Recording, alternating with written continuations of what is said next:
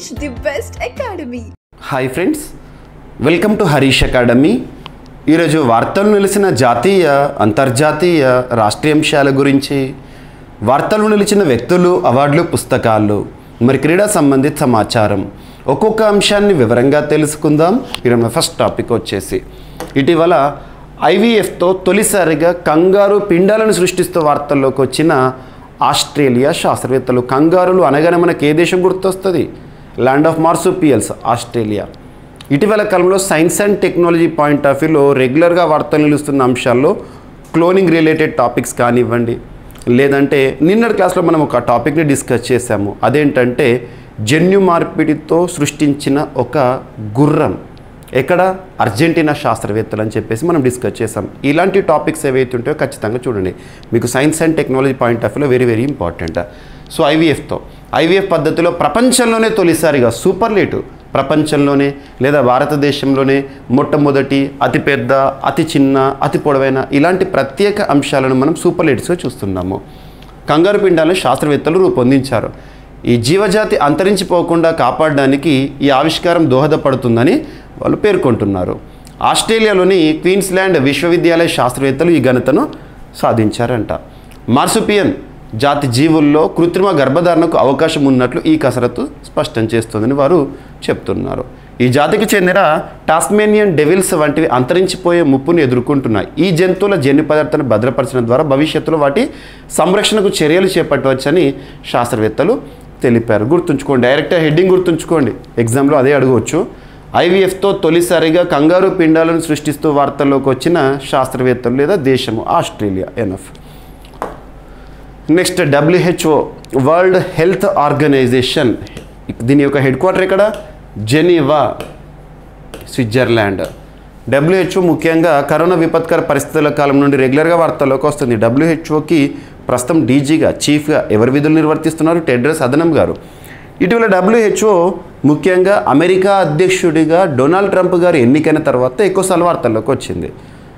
Donald Trump గారు అమెరికాకి నూతన అధ్యక్షుడిగా, అమెరికా చరిత్రలో 47వ అధ్యక్షుడిగా జనవరి 20, 2025 రోజున ప్రమాణ స్వీకారం చేయగానే వెంటనే తీసుకున్న కొన్ని సంచలన నిర్ణయాల్లో ఒకటి WHO నుండి అమెరికా ఎగ్జిట్ అవుతుంది అని చెప్పేసేసి. సో ఇప్పుడు ఇలాంటి ఒక అంశంతో అర్జెంటీనా దేశం, అర్జెంటీనా అంటే సౌత్ అమెరికా కాంటినెంట్లోని ఒక దేశము. ప్రస్తుతం ఆ దేశాధినేతగా జావియర్ మిలీ గారు విధులు నిర్వర్తిస్తున్నారు. ఇటీవల అతనికే కదా ఇటలీ దేశం పౌరసత్వం ఇచ్చింది.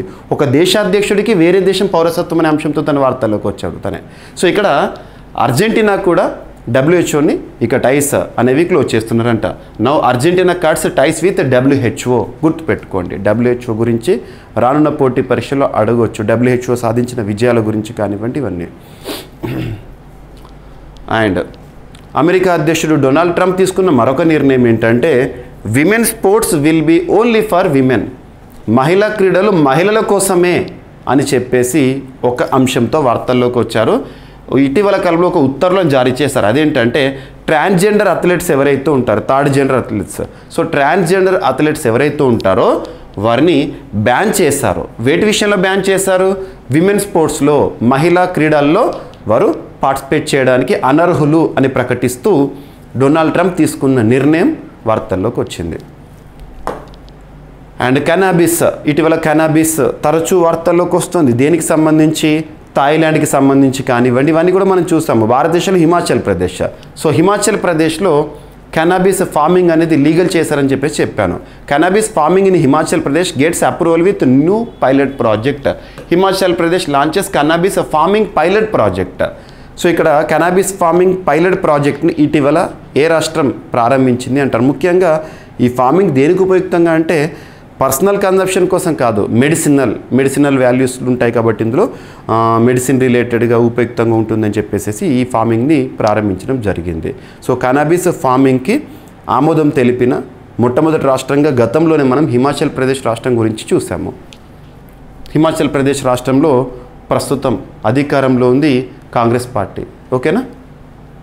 నెక్స్ట్ వచ్చేసేసి సో ఇటీవల కాలంలో వార్తల్లోకి వచ్చిన ఒక కొత్త ఇన్సెక్ట్, న్యూ ఫ్లీ అనేది చూసాము.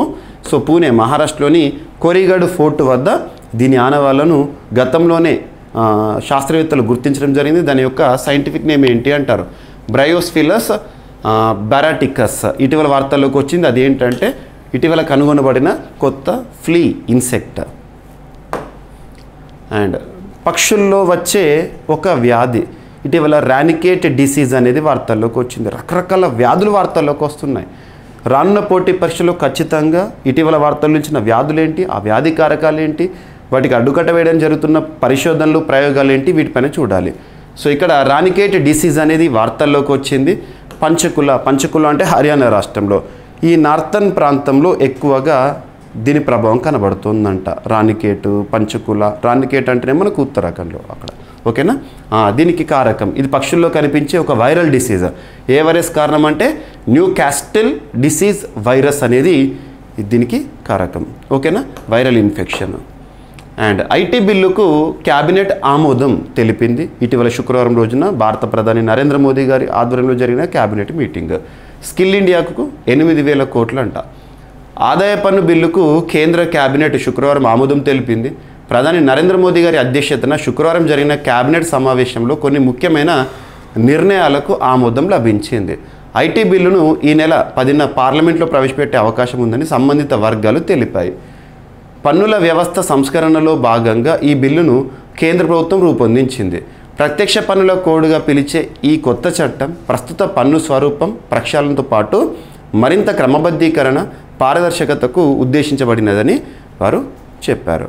నేషనల్ కమిషన్ ఫర్ సఫాయి కర్మచారి కాలపరిమితిని 3 ఏళ్లు పొడిగిస్తూ కేబినెట్ నిర్ణయం తీసుకుంది. 2025 మార్చి 31న ప్రస్తుత కమిషన్ కాలపరిమితి ముగియనుంది. అండ్ అభిప్రాయం చెప్పకుండా గవర్నర్ బిల్లుల్ని ఆపరాదు అని చెప్పేసి సుప్రీంకోర్టు చెప్తున్నమాట.